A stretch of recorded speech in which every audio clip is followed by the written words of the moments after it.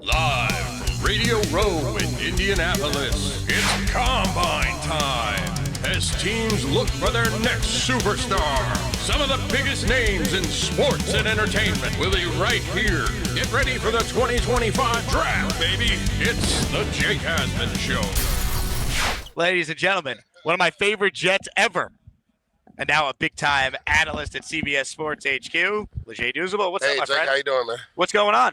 Oh, man, the grind of the combine. That's what's going on, man. So today was the quarterbacks. I'm sure you've been telling everybody, quarterbacks, receivers, and running backs. So we just finished our last couple interviews. We had Quinshawn Junkins. We had Ashton Genty. So it's been good. What do you remember of your combine experience? Take us back to that. Well, unfortunately, Jake, I didn't go to the combine. I was undrafted. Oh, you know what? That's right. But sometimes they have UDFAs. They do. Yeah, but I didn't. So, like, I that motivate you as a player? Oh, heck yeah. I felt disrespected that they didn't give me the invite to the combine, especially because I knew I was better than some of the players. And it's not me just not being cocky or anything. I just knew I was better than a lot of players that were here. You probably lasted a lot longer than most, right? You had a 10-year career. I know vividly who played as long as me or longer. Chris Long, Calais Campbell are the only two guys that played longer than me from my draft class. The whole draft class or just your D-line room? D-line. I'm talking about D-line. I mean specifically D-line. Yeah. And then Kendall Langford played as long as me. Cliff Averill played as long as me. And there's one more guy I'm trying to think of. Will, he played for Tennessee and he played for Miami. Will, I forgot his name, but he's the other guy. But everybody else I played longer than. So Aaron Glenn spoke Tuesday. Yep. Fired up. Trying to basically push back at any quarterback questions. Yeah. Aaron It was hilarious. He went up there and was basically like, what can I say that will not create any headlines? Did you take anything away, like the yin and yang effect, right? One guy's calm, one guy's all about that life, right? So that's just Aaron Glenn, right? He's going to command the room. I met him the other day, by the way. Okay, how was that? Just his presence is awesome. Like I just, as a Jet fan, I'm just dying for him to be the guy. I'm just nervous about any first-time coach. Yeah, it's all good, man. But I love, again, you know me, I love the hire. I just think you wanted him from the beginning. Yeah, I just think it makes sense for a guy that's actually bled green and white to be in the building, right? Because you know this, Jake. It's different when you're in the New York media, right? So you have to know what comes with that, and he knows from a player's perspective what it means to play there. So that's going to be something that him and the players have in common, right? They can rely and know on the fact that he's worn that uniform in that building. So he knows the type of pressure they're under when you play for a New York media type team. So again, you talked about it. He commands the room everywhere he goes. He's pushing back on the quarterback questions, which I thought was hilarious. It'll be interesting to see how this thing continues to develop as we go on.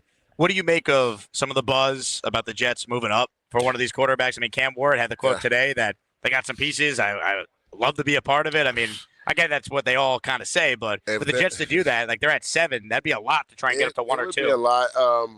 You would think at least 2 1s, maybe 2 2s. Is Cam Ward worth it? To me, I love his tape. He would have been right in that range of QB 3-4 from last year's class for me. Arrogant arm talent. When you talk about a guy that has an alpha mentality that people just tend to follow, and it's not just been at Miami. It was at Washington State. It was at Connor Ward. We just had a segment on CBS, and I was telling people, Jake, the craziest thing about Cam Ward that people aren't talking about is that in high school he ran a wing T offense, so they throw the ball like he was a triple option quarterback, and he's the one guy that you can pencil on paper and say he got better every single year. And it's rare to find that in college football, right? And he's experienced. He's played a lot of football as well. So talk about arrogant arm talent. He can put the ball anywhere on the field. And people worry about him potentially maybe playing off script too much. But when you watch tape, there's plenty of times where he goes through his progressions and the ball comes out of his hands right away. So when you see it enough on tape, that means he can do it, right? There were times he had to be Superman at Miami, and he did it, right? So, like, I would be all for that. Now, again, I think it just comes down to the compensation. But if you get your franchise guy, does it really matter? Right. You know? Well, the thing is that I struggle with is would a first-time GM and coach want to make that power play right away? That's the thing, They don't have to, like, if they love the guy, sure, go up and get him. It's easy to say that, but it's like they don't have to do it yet. Like, Woody's not firing them if they don't have a quarterback after 1 year. They're going to get next year as well to potentially get their quarterback in the 2026 class. So I just don't know if they want to be that aggressive right off the bat. That's the thing. Like, I've stated this before, and I know you have reservations about it. Like, Tyrod Taylor's been a consummate pro. I know people worry about maybe him being healthy, but again, you look at the free agent class out there when it comes to quarterbacks. Sam Darnold's had his injury history. And are you going to pay $40 million? I don't even think he'd want to come back. I don't think he'd want to come back either, right? Justin Fields is maybe a guy you maybe take a gander or look at. But that's what buzz this week, by the way. From what I've been hearing, he's actually going to have a nice market supposedly. So it'll be interesting to see where his number kind of balloons to as a free agent. Because let's not forget, he started off 4-2 for the Pittsburgh Steelers last year as well. And I think he's only 25 still, which is insane. He's younger than some of these quarterbacks coming out in this draft class still, and he's been in the league 4 years already. Crazy. So I think Tyrod's a great bridge guy. Do you maybe take a filler on a Jackson Dart in the second round if he's there? There is some late buzz that he could potentially go late first. I think he still ends up going in the second round as well. You look at some of the other quarterbacks, does like Kyle McCord intrigue you? Or Will he does. Howard? I like Kyle McCord. And the funny thing is, I had an interview with Will Howard today. Bright guy, man. One thing about him, Jake, I didn't know how big he was.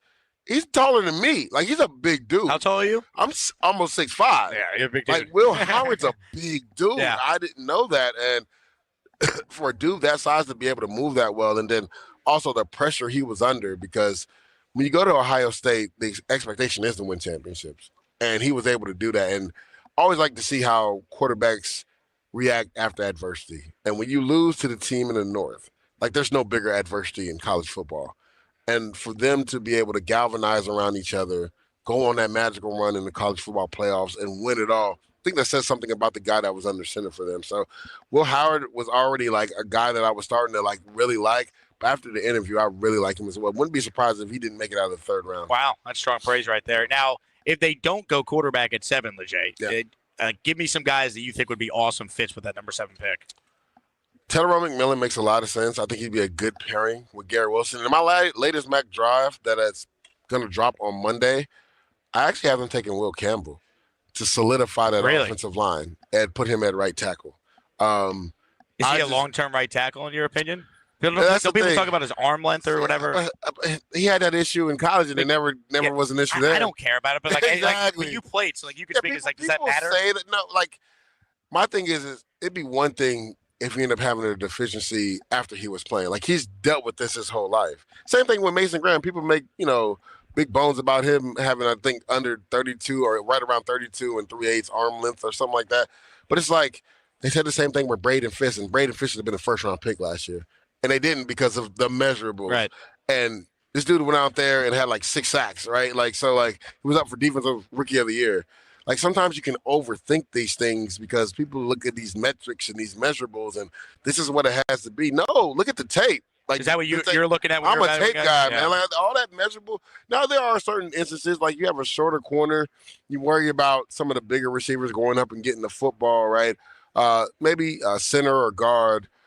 Willie Lampkins is a good example, right? The only thing is Willie Lampkins got extremely long arms. So, like, that's actually going to help him because as a center, you want a guy that's kind of shorter because you want him to have that leverage to get under people. So, but he's not big. He's only like 280. That's a big issue.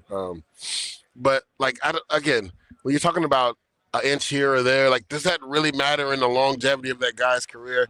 Because people are saying the same thing about Mimbu, like, he's 6'3", and they're like, that's short. I'm like, when does 6'3" become short? I would gladly, as a 5'8" person, I would gladly take 6'3". When does 6'3" become short? Yeah. Like, that's killing. Like, that kills me. So, like, I actually have Will Campbell going to the Jets at 7 to really solidify and make one of the best young offensive lines in all of football. I don't know if this player will be there. A lot of talk about him being a great fit for Jacksonville, but as a former defensive lineman, how would you feel about Mason Graham potentially being a pick for the Jets? So that's why I brought him up, right? I don't think he's going to be there. I think he is going to go to Jacksonville at 5. But, for the longest take, I've been saying that somebody needs to be drafted next to Quentin Williams. But we're so soft up there, Leger. Can you go and play next year? Like, I can't. I'm hoping like Glenn and Steve Wilkes change that mentality. Well, it'll be interesting to see the scheme fit, right? Will it be a traditional 4-3 or will it be kind of like the hybrid 3-4-ish that Aaron Glenn's run? Steve Wilkes has ran it in the past as well.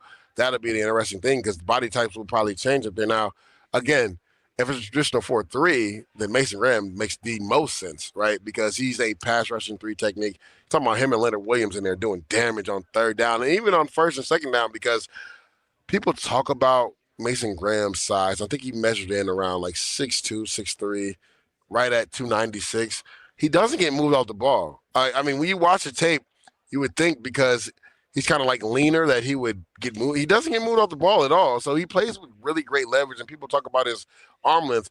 His hands from the ground to the man get there so quickly that it's not an issue because he gets his hands on offensive linemen before they get him on him. So I would love that pick. Like that originally was my pick, but I don't think he's getting past 5. How about Warren at 7? Last year was the big Brock Bowers debate. I mean, I love Olufascio. Yeah. I feel like that still was the right pick by the Jets. Is Warren someone you'd be comfortable taking that high? Way more comfortable than taking Brock Bowers last year. I know Really? Brock Bowers had an amazing year, right? The thing is, you got to remember, the Raiders didn't have the pass catchers that the Jets had.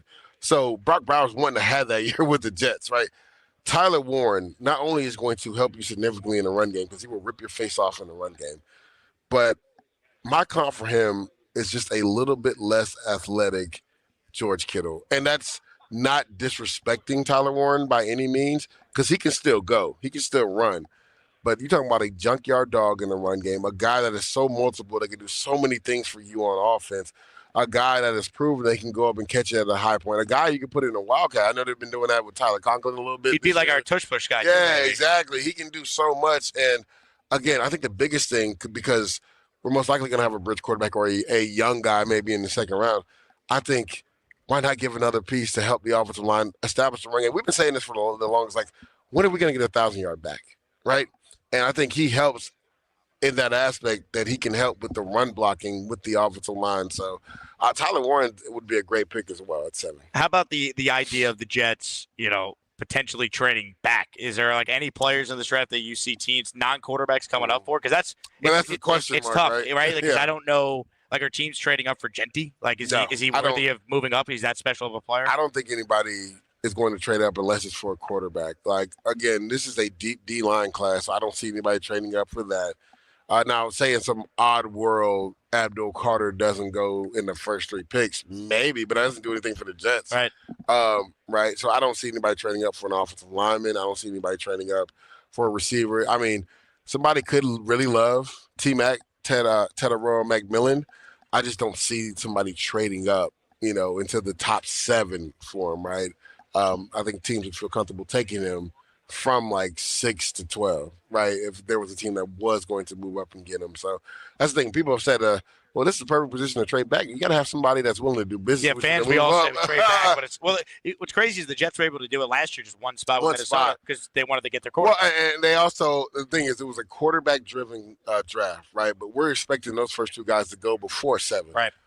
There were 6 guys that went in the top 12 last year. So, like, there were quarterback-hungry, needy teams last year. And this year, there's only 2 guys that teams would maybe potentially trade up for. And it's probably going to be before the number 7 spot anyway. So it's just like the next position that was as deep as quarterback was last year is D-line. But it's so deep. Teams are like, well, the guy's going to fall right into our laps. We don't need to trade up to get a guy. So I know I think that's the easiest thing for people to say is like, why don't we trade back? You got to have somebody that's willing to do business to trade back. Your thoughts on Abdul Carter as a former D gosh. lineman? Now you obviously are studying his film and breaking it down for CBS. I mean, is he going to actually fall out of the top 3 now? Like, no, no. Well, I think what is interesting, Jake, is the number 3 spot, the Giants.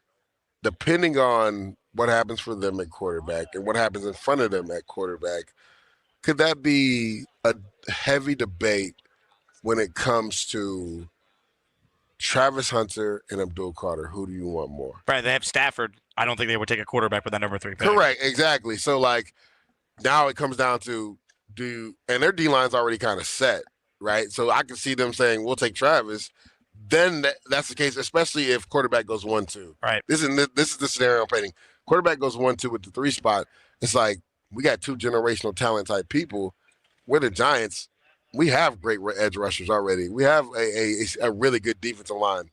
We need a playmaker on the outside, not only on offense, but in the defensive backfield as well. So Travis Hunter makes the most sense. So that is a scenario where I could see him potentially falling to 4 if that happens. If quarterback goes 1-2. Do you like Shedeur Sanders? Do you think he's going to end up going in that top 5? I think he's going to go in it easily. I don't think he gets to 7. I know there's a lot of mock drafts that have us taking him at 7. Which, by the way, he might be an awesome kid, but like you can't sell me on, well, we got to move off of Rodgers because all that comes with him, and he's a celebrity quarterback. And then it's like, let's take Deion Sanders, son. Who, I mean, you were in New Orleans. He had his own like Radio Row set up for his podcast. Yeah, like, but I think it's does that work in New York though? I think it's a little different. The one thing you can say is this kid's always been under pressure because he's been prime. That's true. That's a good point. Right.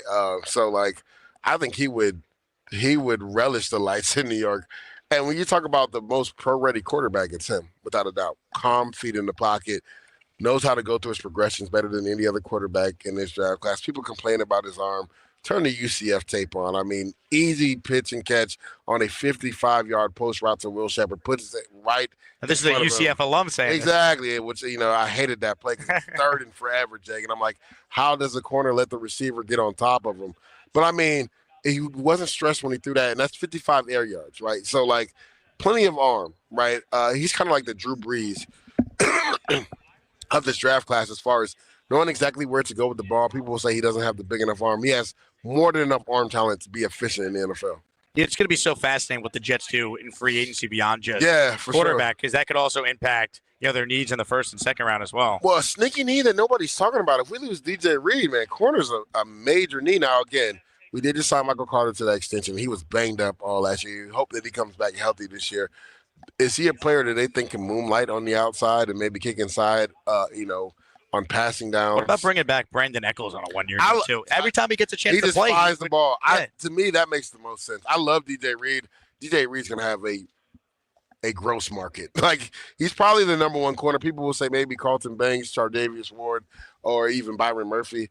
I think DJ Reed's going to be the number one corner in this free agent market. So I think he's going to get a dumb deal, right? So if we lose him, I love the Brandon Echols, re-signing him on a 1, maybe even a 2-year deal, because to your point, Jake, every time he's in the game, the ball gravitates to him. For a while, he was like the only Jet that had an interception for most of the year. The ball just finds a way to gravitate to him. So I think he would relish in that moment to finally be a starter. So that'd be interesting to see what they do in free agency when it comes to him. How about Jamien Sherwood? Would you like to see the Jets bring him back? I love Jamien Sherwood, man. One of the smartest players on that team. It'd be interesting to see what happens with CJ. Retirement could be an option too. Yeah, with his contract as well. But this man led the league in solo tackles and didn't even start the first 2 or 3 games of the season. So, like, his development, and I remember Saleh telling me this. He was like, bro, he's one of the smartest guys I've been around. People forget he made a transition from safety to linebacker, right? Coming into the league. So, like, this was his first time actually playing linebacker. And you can tell every year, every time they were in base or CJ got banged up, he came in and he played well. And it all consummated into this year where he had a really good year. So he's going to have a nice market as well, too. Does Garrett Wilson get an extension this offseason? I'm going to say nobody from 2022 gets an extension this offseason. What are we doing? That's the guy you got to pay, no? I mean, what's the market for him, right?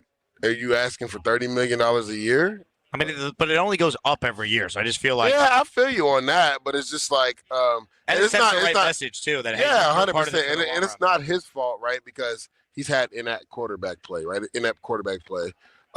He would be the one guy I would say out of this class that makes the most sense to do an extension with.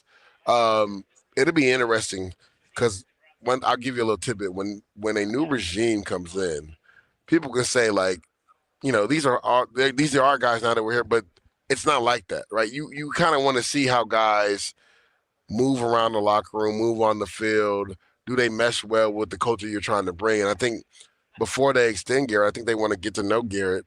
And could this be an extension that happens maybe this summer? Yeah, it could happen right before the season. But I don't think we're going to see anything in the near future. I think this is something that will probably happen like in August if it does. You went through it with going from Rex to Bowles. What do you remember about that transition from a coaching standpoint? It was a lot different. I'll tell you that for sure. It was a lot different. Practice schedule was different. How we did things were different. And that's the thing when you're dealing with a new coach. And that'll be the interesting thing with the players in the locker room to see how they mesh with Aaron Glenn. One thing I will tell you this is that he's coming to change the culture. So there's probably going to be some uncomfortable people. And I think he kind of even alluded to that in a press conference. Like, we're going to do things a certain way. Some people aren't going to like it, but they're going to have to get on board. So There's always a slight change when a new coach comes in, and it's all about adapting and figuring out the mesh point to what's the best way to do things between coach and players. That way everybody's on the same accord. Well, I love the answer he gave the other day when asked about the Quentin Williams thumbs down tweet with the Rodgers stuff. He said, hey, we spoke about it. We're going to handle it internally. Correct. You know, it's not going to be the last decision that people disagree with. Exactly. Like that, like we hear about the leader of men stuff. That was actually like seeing what that looks like. Yeah, 100%. Again, because you're not always going to see eye to eye with your coach, but as long as there is a mutual respect at the end of the day and you guys are all doing on one accord for a common goal, that's all that matters. Like, it's crazy. Like, I tell you all the time, Jake, like in the locker room, not everybody sees eye to eye, right? And that's why I love the locker room. It's probably the most unique workplace out of any job ever because people from different economical backgrounds, social backgrounds, religious backgrounds, and we all come together for a common goal. So it's just like there's so many different personalities in the locker room, excuse me, that's why I love it because you get to learn about people not only on the field, but off the field as well. And, again, you're doing it for a common goal. Let me tell you, this workplace environment here, not easy. I got attacked by the Colts mascot live on the air. Really? Well, he came up to us, and I was like, hey, let's go back to that time, 2002 playoffs, 41-0 Jets over the Colts. Then I brought up Peyton Manning's last ever game, 2010 playoffs with Rex. 17-16 Jets win. Yep. Walk-off field goal by Nick Folk, and the Colt mascot didn't like it. And we beat them on that Monday Night Football game here, too. That's right. Yeah. That's right. That was a crazy Brandon Marshall game, I remember. Yeah. Crazy. By the way, I saw one of your former teammates yesterday, Antonio Cromartie. Oh, and what was he doing? He's still trying to get into coaching, so he's here taking meetings. And we were just talking about the state of the Jets, and I go, it's basically how bad it's been since those playoff years. And he goes, we should have made it in 2015. And I go, you were on that team, you know. I still have nightmares about that season to this day. I'll get you out of here with some positivity. Okay. Nate says, I didn't know Leger was this smooth as an analyst. Where have you been, bro? Come on now, Nate. So Jake Douzable's the best. I try, man. It's been a long grind. It's been a blessing, man. Like, I never take it for granted being here. You have like so many different. You're still doing stuff on Sirius and NFL Radio. Yeah, 10 years in the league, and to be able to work for CBS Sports, call college football games for ESPN, and then have my show on Sirius XM. It's a blessing, man. What to you is the favorite event to watch at the Combine? Is it still the 40-yard dash, or for you as a D lineman, it's something different? My favorite thing is the interviews, honestly, interviewing these guys just to check their temperament, see where they are mentally. I think there's nothing there's no test that can measure somebody's reaction to a question and how they perceive a question and respond to it, right? I always like to see, and that's the thing, I tell people all the time, like, when you're here this week, it's an evaluation week. Like, everything you do is being evaluated. There's literally scouts that are dressed down, excuse me, and watch guys do interviews because they want to see how they interact, right, and how they answer certain questions. And then they have the formal interviews themselves, and there's eyes on you. They record those for a reason because they can go back and watch tape, see how your body moves when you got a certain question. Did it, like, perk you up? Did it change you? Like, that's, to me, it's way more important than somebody running straight. I mean, you never run straight line in the NFL. To me, that's the dumbest test ever. I call these the underwear Olympics. Now, some of the positional drills do translate, but a lot of them still don't either. So, like, to me, the interviews, obviously, and the medical things are the most important thing at the Combine. Final question here, then we'll let you go because, I mean, I feel bad you're coughing. I know, man. My voice is, like, done. It's from a listener named Brazley who writes in, who are your top 6 non-quarterback prospects in the draft? If all of them are gone at 7, do you pick one of the quarterbacks or your 7th best non-QB prospect as your answer change based on which QB is still there? Yeah, who's on the big if any of the top 2 guys are there, then we have to take them. But she said top 6 non-quarterbacks. Yeah, basically your top 6 players in the draft. Of course, Dual Carter, without a doubt. Travis Hunter, Tedero McMillan. A lot of people haven't been talking about this guy, but they need to. Jahdae Barron. I have him as a top 10 player in this draft. Like, really enjoyed this conversation with him. When you talk about a versatile piece, he's probably the most versatile defensive player in college football this past year. He literally played like 4 different positions for Texas this year, and there's a reason why he won the Jim Thorpe Award. So he would be in there as well. Is that 4 or 5? Mason Graham, obviously, which would put me at 5, and I got one more. I'm gonna go Will Campbell. Well, Cam could be a Jet. And the latest mock from you. Yep, he's my latest mock going to the Jets at 7 to solidify the offensive line. You're the man. I appreciate you doing this. I got a magnet for you. I don't know if I gave you one last time I saw you in person. I'll take it. Appreciate you. We got it all. We got an Asmaniac sticker for you. We got a Jake Asman show sticker for you. So Appreciate it. have another magnet. Why not? I brought so many of these. You're the man. Appreciate you doing this. Appreciate you, bro. I will talk to you soon. Safe travels back. You're still based in Florida, right? I'm based in Florida. I'm getting out. I got one more show to do, and I'm getting up out of here, man. I've been on the road for a month straight, so I can't wait to get home. By the way, my wife. those hoodies are nice. Thank you, man. CBS HQ. Nice. Yeah, nice hoodie. I love it. Thank you. You're the man. Appreciate you doing this. Yep. Leger Douzable, former Jet, now with CBS Sports HQ, is our guest. We'll take a quick break. Back with more from the Combine, live in Indy.